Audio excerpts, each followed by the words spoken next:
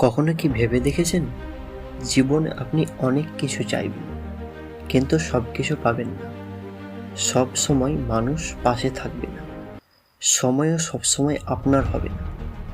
তাই অনেকে অভিযোগ করতে শুরু করে, সময়কে দোষ দেয়, মানুষকে দোষ দেয়, ভাগ্যকেও দোষ দেয়।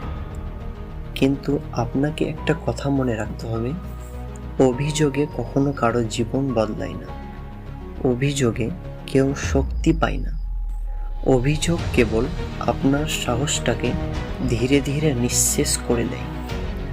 আপনি যদি শুধু বলতে থাকেন, আমি পারছি না, আমার পাশে কেউ নেই, আমার সুযোগ ছিল না, তাহলে জীবন শুধু শুনে যাবে, কিন্তু কিছুই দেবে না।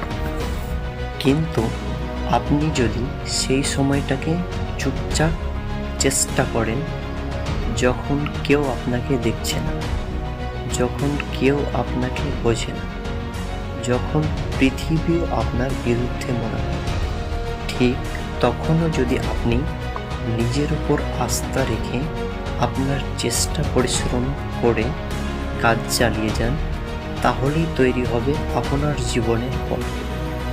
আপনি সাফল্যের পাওয়ার আগেই হয়তো সবাই আপনাকে ভুল বুঝবে, আপনার পরিশ্রমের কেউ হয়তো মূল্য দিবে না, কিন্তু আপনি থামবেন না, কারণ আপনি সফল হবেন।